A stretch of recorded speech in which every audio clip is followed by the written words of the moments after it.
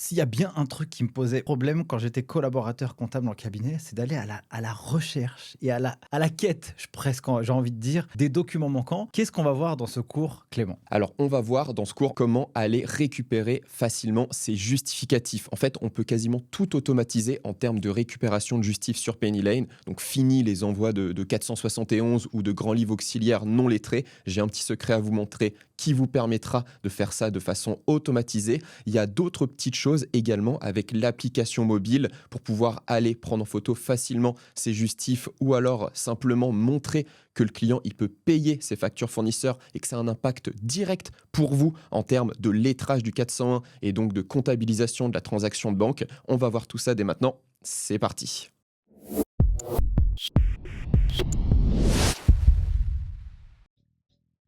On se retrouve dès à présent sur l'interface Penny Lane. Comme pour la vidéo précédente, je vais faire un jeu de switch assez régulier entre l'interface gestion dédiée à votre client et l'interface comptabilité dédiée à vous en tant que comptable. Ce sera nécessaire pour bien comprendre les conséquences de chacune de vos actions sur le volet client et inversement. Commençons donc par le volet comptabilité. Ici, vous avez deux statuts de facture que vous pouvez retrouver lorsque vous, votre client, ajoutez une facture. Le premier statut est le statut pré-traité. Cela signifie que l'OCR, l'outil de reconnaissance visuelle de Penny Lane, a reconnu l'ensemble des champs qui permettent de pré-comptabiliser l'écriture. Si on rentre dans une facture, on va pouvoir s'apercevoir juste en dessous qu'une écriture est pré-générée. Il n'y a donc pas besoin d'intervention pour pré-générer directement une écriture comptable. Cela se passera dans plus de 85% des cas. Il y a donc de rares chances que l'OCR ne détecte pas tous les champs de la facture, probablement pour faute de lisibilité, auquel cas il appliquera le statut à traiter. Cela signifie qu'il faudra aller compléter ce que l'OCR n'a pas pu reconnaître, comme le nom du fournisseur dans mon cas présent, pour pouvoir aller pré-générer ou générer une écriture. Ici, aucune écriture n'a été générée automatiquement. Si je me rends donc dans l'interface client, je peux, en tant que client, compléter les différents champs de l'OCR. Ici, on va pouvoir voir à compléter sur les factures qui n'auront pas été complètement lues par l'OCR. Et donc, votre client va pouvoir aller compléter ces différents champs. Ici, par exemple, en mettant carburant et en enregistrant. Il ne pourra en aucun cas valider la facture fournisseur à votre place, à moins qu'il soit dans une option de comptabilité internalisée. Mais dans les cas disons classique, jamais le client ne pourra outrepasser la vérification manuelle du comptable. La facture sera au mieux des cas pré-traitée, mais jamais elle ne passera dans le statut traité. Retournons maintenant sur Penny Lane et regardons cette facture-là. Si je rafraîchis ma page, on va voir que le statut pré-traité va pouvoir se renseigner parce que le client a fini de pré-compléter donc l'OCR. C'est très utile si le client veut avoir une visibilité assez claire de son prévisionnel de résultats, par exemple. Il n'a pas nécessité de vous consulter. Il peut aller pré-compléter les différents éléments, ce qui lui permettra de mouvementer un compte de charge. Ce ne sera peut-être pas le bon, mais ce sera quand même un compte de charge, ce qui permettra pour lui d'avoir une vision en temps réel de son résultat prévisionnel, dans les conditions où il ajoute régulièrement les factures fournisseurs, bien entendu. C'était la première mécanique qui engendrera donc une conséquence directe sur le volet comptabilité. Retournons donc sur le volet gestion. Ici, on va pouvoir retrouver un certain nombre d'éléments, notamment les factures fournisseurs ainsi que les notes de frais. Ces notes de frais vont être gérées différemment des factures fournisseurs. Il est possible d'ajouter une note de frais pour un client depuis l'ordinateur ou depuis l'application mobile. Nous pourrons le voir juste après. Il y a également possibilité de renseigner ce qu'on appelle des circuits de validation. Si je vais dans paramètres entreprise et gestion de l'équipe, votre client va pouvoir paramétrer des circuits de validation avec plusieurs niveaux, avec plusieurs approbateurs, ce qui permettra à votre client de renseigner des échelles de validation pour s'assurer qu'une facture fournisseur passe par les bons approbateurs avant d'être validée. C'est la même manière de fonctionner pour les notes de frais. Pourquoi cela est-il important? Parce que si je prends l'exemple de la note de frais, celle-ci n'arrivera en comptabilité que lorsqu'elle aura été bien validée par les différents approbateurs. Ici, par exemple, je peux voir la facture Métro Lyon à valider que je ne retrouverai pas dans ma comptabilité, puisque celle-ci n'est en effet pas validée. Au moment où je vais pouvoir valider cette facture fournisseur d'un montant de 2,20 €, nous allons cliquer sur valider. Cette dernière pourra donc apparaître en à traiter ou pré-traité dans l'immense majorité du temps en comptabilité. On va regarder directement dans l'interface comptable. Ici, donc, si je rafraîchis la page, nous allons pouvoir retrouver cette facture RATP. Je vais rentrer dedans. Cela a une deuxième conséquence. Le fait que le client l'ait ajouté en note de frais permet directement de renseigner un compte 455 ou 467. Cela vous fait encore gagner du temps puisque vous avez l'information que celui-ci est une note de frais. Il n'y a pas nécessité de revenir vers votre client pour lui demander comment a été payée cette facture et donc le compte est directement renseigné. Pour paramétrer ce 467 ou ce 455, il faut se rendre dans le menu cabinet. Donc vous pouvez cliquer sur le nom du cabinet qui se situe jusqu'ici et par la suite dans l'interface utilisateur. Cherchez le nom de votre client, donc un client apparaîtra avec ce petit logo. Cliquez sur son nom et ici, vous allez pouvoir voir apparaître là où les sociétés auxquelles il est assigné. Vous allez pouvoir changer ces comptes. On a aussi la possibilité de renseigner un compte 108, 455 ou 467 qui sera le compte par défaut qui sera utilisé lorsque cet utilisateur ajoutera des notes de frais en son nom. Autre point important, il est également possible pour votre client de payer ses factures fournisseurs ou ses notes de frais sur Pennylane. Ça a un immense avantage pour vous puisque ça permettra, comme pour les ventes, d'automatiser le lettrage de la facture et de la transaction lorsque celle-ci arrivera dans Pennylane. Il existe différents moyens pour cela. Votre client, si jamais il a payé sa facture fournisseur par un virement par exemple, au moment où ce virement apparaîtra en banque, il pourra être suggéré par Pennylane. On se basera pour cela sur le libellé de la transaction, le montant, mais également la date pour lui proposer des éléments logiques afin qu'il puisse aller rapprocher sa facture avec son paiement. Ici, je vais pouvoir cliquer sur confirmer et ce que je viens de faire en tant que client, c'est de tout simplement lettrer la facture avec le paiement. Si nous allons dans cette facture Amazon, dans l'interface comptable, ici, je vais pouvoir retrouver une réconciliation qui a déjà été faite par mon client. Ainsi, vous voyez que l'écriture d'achat est lettrée avec l'écriture de banque. Je n'ai plus qu'à valider les différents comptes pour pouvoir aller sauvegarder ma facture. Vous pouvez également faire cette action en tant que comptable. C'est un autre avantage que vous avez sur Pennylane. Cette réconciliation suggérée est en effet visible depuis votre interface. Si je prends cette facture-là, nous pouvons avoir cette réconciliation qui est suggérée ici. Si jamais je réconcilie cette facture, cela aura pour conséquence de mettre instantanément à jour l'interface de mon client. Nous sommes dans la facture Pennylane cabinet démo. Je retourne donc sur l'interface de mon client et je vais chercher cette facture-là. Et nous allons voir que la facture Pennylane cabinet démo donc a bien été payée. C'était celle qui datait du 10 août 2024.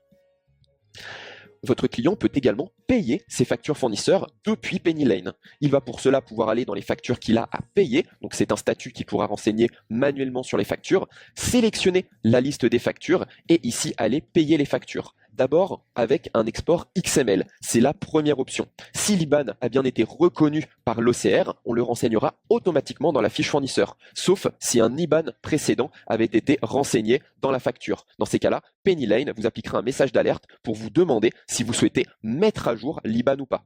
Il y a une sécurité bien sûr. Si jamais une autre personne que le dirigeant met à jour l'IBAN, le dirigeant recevra instantanément un mail en lui disant quel fournisseur a été modifié pour justement se prémunir d'une éventuelle fraude salariale. Ici, je vais donc valider et passer à l'étape suivante. Je peux choisir de planifier le paiement. Je peux choisir également donc de prévenir mes fournisseurs si je le souhaite. Une fois que ce fichier XML est exporté, je peux aller le transmettre à ma banque et au moment où la transaction arrivera dans l'interface de Pennylane, eh bien, il y aura un lettrage automatique qui sera fait entre la transaction et les factures qui ont permis cet export XML. On peut payer jusqu'à 400 factures d'un coup. Cela signifie 400 lettrages qui se feront automatiquement. Un gros gain de temps donc pour le collaborateur comptable. Autre élément que l'on peut effectuer également, c'est le paiement depuis ce qu'on appelle le compte pro Pennylane. Quand je clique sur payer, j'avais une option compte pro Pennylane. Le résultat est le même que l'export XML, mais en mieux, puisque cela permet de lancer le paiement directement depuis Pennylane. En effet, le compte pro de Pennylane, c'est un compte courant, l'équivalent d'un compte bancaire si vous préférez, qui permettra à votre client de bénéficier de nombreux avantages. Parmi ces avantages, pour moi, il y en a 3 principaux. Le premier, c'est qu'il pourra en effet lancer les paiements depuis Pennylane. Ça aura le même résultat que l'export XML, sauf que le compte pro ne contient aucun frais supplémentaire que l'abonnement Pennylane. Il peut lancer autant de paiements qu'il le souhaite, aucun frais bancaire ne lui sera prélevé. Cela peut donc énormément se substituer à l'envoi de LCR si votre client a l'habitude, par exemple. Autre avantage dont bénéficie votre client également, ce sont la possibilité de commander des cartes de paiement. Vous le voyez juste ici, on peut avoir des différentes cartes de paiement, qu'elles soient virtuelles, physiques ou éphémères. Nous pouvons en avoir une par utilisateur avec lesquelles on peut paramétrer différents éléments. Les cartes pourront en effet faire des achats en ligne, des retraits, des paiements à l'étranger, des paiements hors UE et également se voir octroyer des plafonds mensuels ou de durée de vie de la carte. Autre avantage du compte pro PennyLane, c'est la possibilité de relancer très facilement ses employés ou ses collaborateurs sur les justificatifs manquants. En effet, il pourra donc commander différentes cartes de paiement pour lui, ses associés ou ses employés et exiger donc la relance de justificatifs manquants par un mail envoyé par exemple tous les lundis matins. Pourquoi? Il est également très simple de récupérer les justificatifs grâce au compte pro PennyLane. Si un employé décide d'avoir une carte pro PennyLane et télécharge l'application mobile PennyLane sur son téléphone, il aura la possibilité de recevoir une notification de manière instantanée lorsqu'il va payer avec sa carte pro. Regardez l'exemple ici. Je suis un collaborateur qui vient de dépenser 15 € donc dans un restaurant. La notification, en cliquant dessus, me permet d'ouvrir donc mon appareil photo et d'ajouter et de rattacher le justificatif directement sur l'application. Je peux aussi renseigner des catégories analytiques et ça aura pour objectif de prélettrer directement la facture avec la dépense dans mon interface comptable. Je peux également paramétrer mes cartes si jamais j'en ai les autorisations ou en tout cas voir où j'en suis au niveau du plafond de mes paiements et des justificatifs qu'il me reste à ajouter. Très gros avantage donc à la fois pour le dirigeant de l'entreprise pour pouvoir gérer très facilement ses notes de frais et avantage bien sûr pour le comptable parce qu'on récupérera beaucoup plus facilement les justificatifs. Dernier avantage du compte pro, vous pouvez noter, donc on peut effectuer des virements, que ce soit des virements classiques ou des virements récurrents. On a aussi possibilité de faire des virements internationaux. On peut cliquer ici, on a des tarifs qui défient toute concurrence concernant les virements internationaux, ce qui permettra donc de pouvoir avoir des frais très faibles.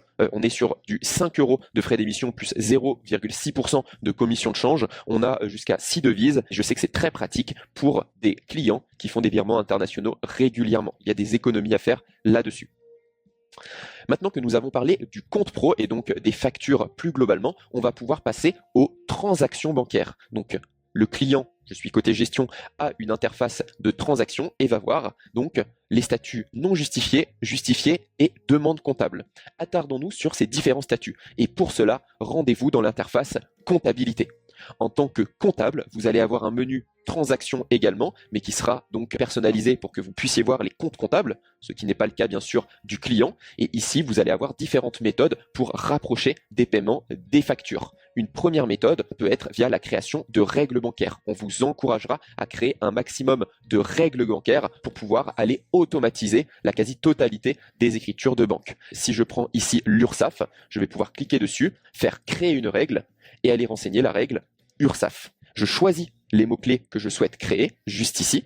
Donc je souhaite que la règle s'applique à chaque fois qu'il y a le mot URSSAF dans le libellé de ma transaction bancaire. Je peux choisir d'ajouter d'autres mots-clés, DGFIP plus TVA ou plus IS par exemple. Je peux ajouter également des conditions de montant si je souhaite ou des conditions de compte bancaire si je veux que ça ne s'applique qu'à certains comptes. Ici, je choisis la contrepartie. Je vais mettre du 431, c'est le cas dans mon dossier, et je vais avoir deux options qui sont très importantes pour le client. Donc ici, cette option, ce sera plus pour le comptable. Ça permettra soit de mettre le statut pré-traité qui nécessitera une autre validation comptable pour être comptabilisé définitivement. Si j'outrepasse, ici, toutes mes transactions qui seront validées par cette règle-là passeront directement au statut traité. L'option importante pour le client, c'est celle-là. Vous avez vu qu'il y a trois options disponibles, non justifiées, justifiées côté client. On reviendra sur les demandes comptables après. Si vous cochez cette option, eh bien, le client verra que la transaction est justifiée de son côté. En fait, ce bouton-là, vous devez cliquer dessus dès lors qu'il n'y a pas besoin d'ajouter un justificatif pour votre client. C'est le cas de l'URSSAF par exemple. Je n'ai pas besoin que mon client ajoute un justif, je vais donc créer une règle. Par contre, je vais aller créer d'autres règles ici, par exemple Maison Richou, qui est donc le paiement d'un fournisseur. Je vais pouvoir décider de créer une règle Maison Richou ici et de choisir donc d'affecter cette règle-là à chaque fois que je vois le libellé Maison Richou. Ici, je peux le mettre donc dans le compte fournisseur, mais malgré le fait que j'ai comptabilisé automatiquement cette écriture, je veux que le client m'ajoute le justificatif. Je décoche donc cette option et je crée la règle. On va aller voir les conséquences côté gestion en nous rendant dans l'interface transaction. Et donc, si je prends l'URSSAF, on va pouvoir voir que l'URSSAF est donc justifié, puisque j'ai bien coché l'option justificatif facultatif, alors que pour Maison Richoux, ici, j'ai les éléments qui sont non justifiés, en tout cas pour les transactions qui n'ont pas encore été rapprochées de paiement. Cette option est donc très importante pour que les clients sachent à quelle transaction ils doivent vous ajouter les justificatifs et qu'ils puissent le faire de manière proactive. Un dernier élément que je souhaite vous montrer également dans cette vidéo, qui est potentiellement l'un des éléments les plus importants, c'est ce qu'on appelle donc les demandes comptables. On va se retrouver dans l'interface comptabilité, transaction. Les demandes comptables, elles vont permettre de remplacer l'envoi de grands livres auxiliaires non lettrés ou du 471 que vous faisiez de façon mensuelle à votre client. Dès lors que vous allez repérer une ou des transactions dans la banque qui nécessiteront l'envoi de justificatifs pour lesquels vous n'avez pas encore les justificatifs, vous pourrez cliquer sur ce bouton « Demander un justificatif ». Le statut se transformera donc en demande comptable qu'il sera possible de relancer automatiquement, donc tous les 15 du mois, ou de relancer par mail à votre client en cliquant sur ce bouton. Votre client recevra alors un mail avec la liste des demandes comptables, donc des éléments pour lesquels il vous manque les justificatifs. Dès lors que vous cliquerez sur une demande comptable, côté client, je me rends à nouveau côté client et côté transaction, votre client pourra voir les demandes comptables juste ici. Dès lors où il y a une demande comptable, c'est que vous avez été, en tant que comptable, expressément cliqué sur « Demander un justificatif ». Votre client va ainsi avoir plusieurs options pour pouvoir vous donner ce justificatif. Il va pouvoir soit vous ajouter un commentaire, si jamais vous le souhaitez. Ici, on le voit mal avec ma tête, mais il y a un petit écran commentaire qui fait que votre client va pouvoir vous dire s'il a perdu la facture ou non. Il va pouvoir glisser, déposer le justificatif directement depuis l'ordinateur, ou alors il pourra simplement vous prendre le justificatif en photo si il a le ticket donc sur son bureau avec l'application mobile. Et regardez, nous allons nous rendre dans l'application mobile ici, c'est en direct. Je trie mes applis par couleur, je peux vous inviter à faire de même si vous le souhaitez. Je clique sur l'application Penny et je vais me rendre dans l'application. J'ai plusieurs choses que je peux faire sur l'application mobile. On a déjà vu qu'on peut accéder aux paramètres du compte pro. On peut également faire des devis ou des factures de vente sur l'appli mobile. On peut aussi relancer ses clients si jamais nous souhaitons relancer les factures qui n'ont pas encore été payées. Nous pouvons bien sûr prendre en photo des factures fournisseurs ou ajouter des notes de frais dès lors que nous sortons de la station-service, du restaurant ou du magasin. Et bien sûr, dans l'écran d'accueil, nous pourrons voir également le statut de trésorerie avec le solde bancaire actuel donc que j'ai sur mon compte en banque, et je pourrai voir le détail des transactions, en particulier les transactions non justifiées. Ici, je peux me focaliser sur les demandes comptables, je vais cliquer sur Vinci Autoroute par exemple, et Penny va me proposer d'ajouter le justificatif dès à présent. Donc c'est du direct, ici, je vais pouvoir aller prendre mon justificatif et le prendre en photo. Je pourrais prendre plusieurs photos en rafale, si je le souhaite, pour ajouter plusieurs justifs qui pourraient se lier à cette même demande comptable. Une fois que le justificatif a été ajouté, rendons-nous tout de suite sur Penny rafraîchissons simplement la page et nous allons pouvoir voir que le justificatif a bien été ajouté. La demande comptable a donc disparu. Cela a eu pour conséquence comptable de traiter la transaction, mais également d'ajouter le justificatif dans l'onglet Facture fournisseur qu'il ne me restera plus qu'à compléter ici en mettant par exemple Autoroute. Le contrepartie a été mise automatiquement, les autres champs ont été identifiés et la réconciliation est déjà faite avec le paiement. Si je clique sur sauvegarder, j'aurai directement mon écriture d'achat, mon écriture de banque et potentiellement ma TVA qui sera rendue exigible. Tout cela grâce à le simple ajout de justificatif depuis l'appli mobile. Cela a pris 5 secondes à votre client, multiplié par le temps qu'il pourra vous faire gagner grâce à cette manipulation. J'espère que vous avez bien conscience de tous les avantages du modèle collaboratif qu'offre Penny. Si c'est le cas, je vous dis à très bientôt pour un prochain épisode. Au revoir.